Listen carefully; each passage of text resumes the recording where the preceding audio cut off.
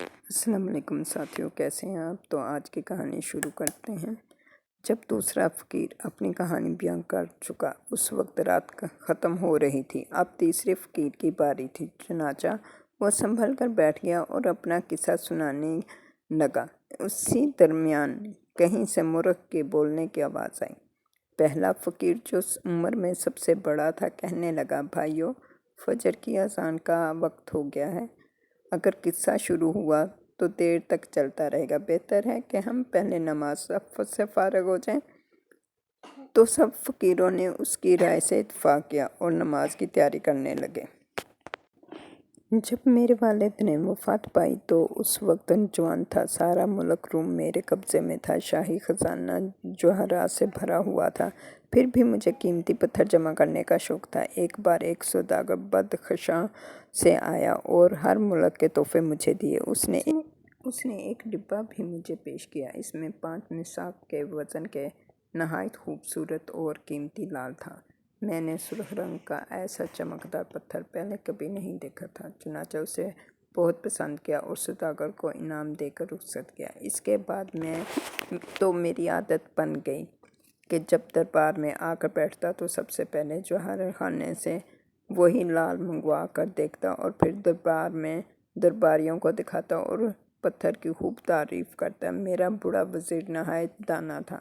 وہ والد کے زمانے سے سلطنت کا وزیر چلا آ رہا تھا۔ ایک دن جو اس کی شامت آئی تو مجھ سے کہنے لگا، بادشاہ حضور، آپ بادشاہ ہیں اور بادشاہوں کے لیے یہ بات مناسب نہیں کہ ایک پتھر کی اتنی تعریف کرے۔ اس دربار میں مختلف ممالک کے ایلچی بھی حاضر ہیں۔ جب یہ اپنے اپنے ملک واپس جائیں گے تو وہاں مذاق اڑائیں گے کہ عجیب بادشاہ ہے، ایک معمولی سے پتھر کے بھرے دربار میں منگوا کر دیکھتا ہے اور سب کے سامنے اس کی تعریف کرتا ہے۔ جو بھی یہ بات سنے گا ہنسے گا۔ جہاں پناہ نیشاپور میں ایک معمولی سا سوداگر ہے۔ اس نے اپنے کتے کے گلے میں پٹا ڈال رکھا ہے۔ اس میں 7 مشاق کے برابر لال ہیں۔ وزیر کی یہ بات سن کر مجھے بے حد غصہ آیا۔ اسی وقت حکم دیا کہ اس کی گردن اڑا دی جائے، لیکن انگلستان کے ایلچی کی سفارش پر اسے قتل کرنے کی بجائے قید میں ڈال دیا۔ پھر یہ اعلان جاری کیا کہ اگر 1 سال کے اندر اندر وزیر کی بات سچ ثابت ہوئی تو رہا کر دیا جائے گا، ورنہ بڑا عذاب میں ڈال دیا جائے گا۔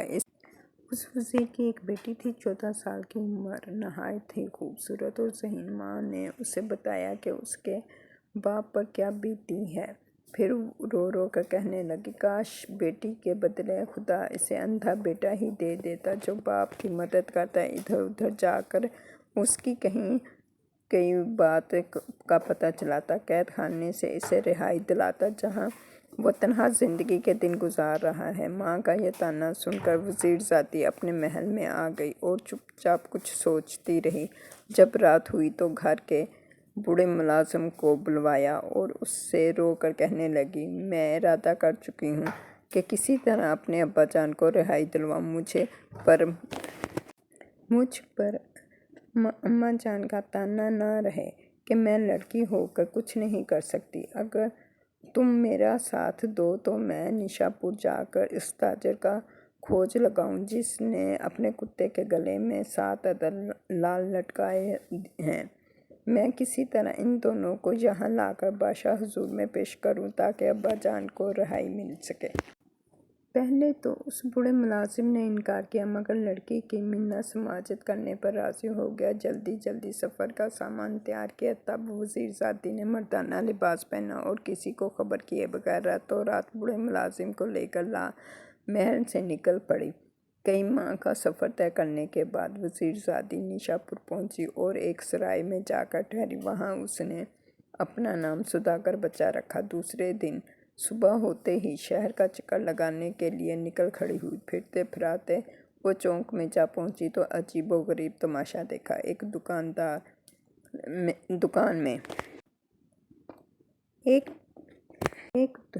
دکان میں لوہے کے 2 بڑے بڑے پنجرے رکھے ہوئے تھے۔ اور ان میں 2 آدمی قید تھے، نہایت لاغر اور کمزور، بڑے بڑے ناخن، داڑھی بڑی ہوئی، سر کے بال بڑے ہوئے۔ اسی دکان میں ایک طرف قالین بچھا ہوا، اس پر ایک تخت رکھا ہوا جس میں مخمل کا گدا پڑا ہوا ہے اور اس پر ایک کتا بیٹھا ہے۔ اس کے گلے میں ایک پٹا ہے جس میں 12 لال موجود ہیں۔ وزیر زادی فوراً سمجھ گئی کہ ہو نہ ہو یہی کتا ہے جس کا ذکر ابا جان نے بادشاہ کے سامنے کیا تھا۔ دل میں چپکے خدا کا شکر بجا لائی۔ اسی دوران سوداگر نے ایک نوجوان اور خوبصورت لڑکے کو دکان کے باہر کھڑے ہوئے دیکھا۔ فوراً غلام کو بھیجا کہ اس بچے کو میرے پاس بلا لاؤ۔ چنانچہ غلام باہر آ کر وزیر زادی سے کہنے لگا، اگر آپ مہربانی فرمائیں تو چل کر میرے آقا سے ملاقات کر لیجیے۔ وزیر زادی فوراً دکان میں داخل ہوئی۔ اسے دیکھتے ہی سوداگر بولا، معلوم ہوتا ہے آپ کسی اور شہر کے رہنے والے ہیں۔ جی ہاں، میں ملک روم کا رہنے والا ہوں اور یہاں سیر کے لیے آیا ہوں۔ وزیر زادی نے نہایت ادب سے جواب دیا، بہت خوب، بہت خوب۔ سوداگر خوش ہو کر کہنے لگا، تو پھر آپ میرے مہمان ہیں۔ میرے غریب خانے میں قیام فرمائیں۔ اور وہاں مال اسباب اور نوکر چاکر کہاں ہیں؟ وزیر زادی نے جواب دیا، سب کچھ سرائے میں چھوڑ کر سیدھا آپ کے پاس آیا ہوں۔ یہ سن کر سوداگر نے کہا کہ سرائے میں رہنا ٹھیک نہیں ہے۔ پھر ملازم کو بھیج کر نوجوان کا سامان اسباب اور وہاں منگوا لیا اور بوڑھا ملازم بھی ساتھ آیا۔ سب کو سوداگر نے اپنے مکان میں بھیج دیا۔ پھر دکان میں ہی بیٹھے بیٹھے سوداگر بچے سے ادھر ادھر کی باتیں کرنے لگا۔ جب شام ہونے کو آئی تو سوداگر نے اپنی دکان بڑھائی اور وزیر زادی کو ساتھ لے کر گھر کی طرف چلا۔ ایک غلام نے کتے کو بغل میں دبایا اور دوسرے نے چوکی اور تیسرے نے غلچہ۔ مزدوروں کے سروں پر لوہے کے دونوں پنجرے رکھے۔ اس طرح سوداگر کا یہ قافلہ میشا پور کے مختلف گلیوں اور بازاروں میں سے ہوتا ہوا ایک عالیشان مکان میں داخل ہوا۔ تھوڑی دیر بعد دسترخوان بچھا، اس پر ہر قسم قسم کے کھانے چن دیے گئے۔ کتے کے سامنے بھی چھوٹا سا ایک دسترخوان بچھایا گیا۔ سونے کے برتن میں کھانا اور سونے کے ہی ایک پیالے میں پانی ڈالا گیا۔ کتے نے جتنا کھانا تھا کھایا اور اپنی جگہ پر جا کر بیٹھ گیا۔ غلام نے رومال کے ساتھ اس کا منہ صاف کیا، پھر کتے کا جھوٹا کھانا پنجرے میں ڈال دیا۔ ان دونوں آدمیوں نے اسی کو اٹھا اٹھا کر کھانے لگے۔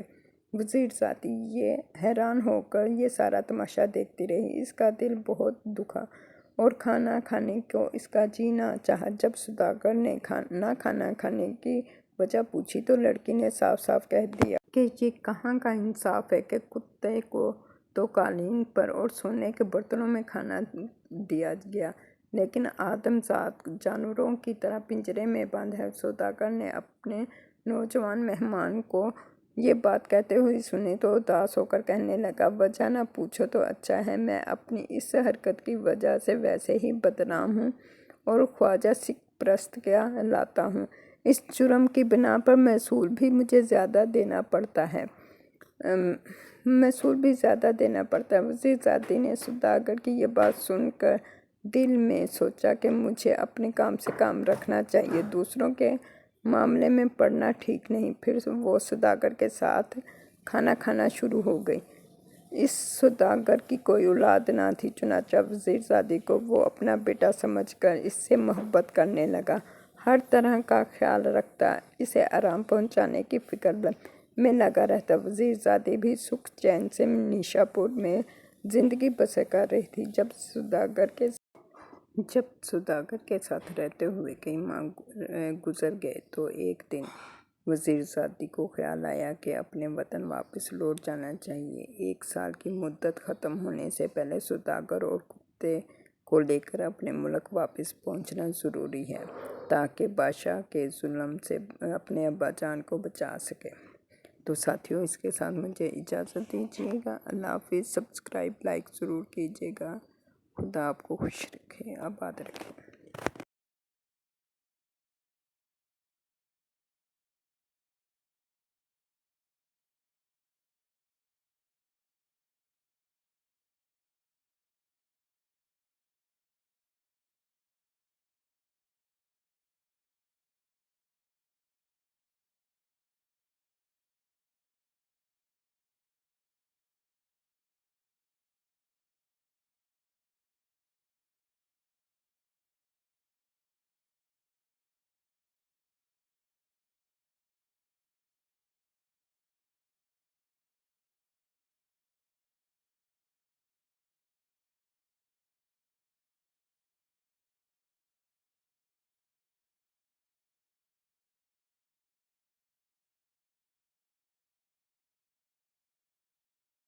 شہر کے باہر گھومنے والے جاسوسوں نے مجھے یہ خبر پہنچائی کہ ایک سوداگر آ کر ٹھہرا ہے۔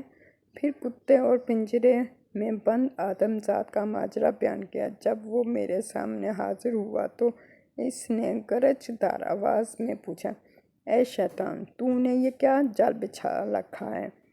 تیرا کیا کوئی دین ایمان نہیں؟ تو نے نجس کتے کو تو سنہرے تخت پر بٹھایا ہے اور آدم زادوں کو پنجرے میں بند رکھا ہے۔ سچ سچ اس کی وجہ بتا ورنہ قتل کر دیا جائے گا۔ اس شخص نے مجھ سے اجازت لے کر کتا اور پنجرے کو دوبارہ منگوا بھیجا۔ سوداگر بچے کو بھی بلوا لیا۔ پھر اس نے اس طرح اپنی کہانی شروع کی۔ بادشاہ سلامت، یہ دونوں میرے بڑے بھائی ہیں۔ میرا باپ بہت بڑا تاجر تھا۔ وہ مرتے وقت کافی دولت اور جائیداد چھوڑ گیا۔ ان دونوں نے دھوکے سے میرا حصہ، ساری جائیداد اور مال اسباب چھین لیا اور مجھے گھر سے نکال دیا۔ یہ کتا بھی میرے ساتھ آیا۔ میرے پاس کچھ جمع پونجی تھی، اسی سے میں نے ایک مکان خریدا، کپڑے کی دکان کھولی اور خدا کے آسرے پر کاروبار شروع کر دیا۔ اللہ نے برکت دی، میری تجارت خوب پھیلی۔ کئی سال کے بعد ایک دن مجھے اپنے بھائیوں کے بارے میں معلوم ہوا کہ سپاہی انہیں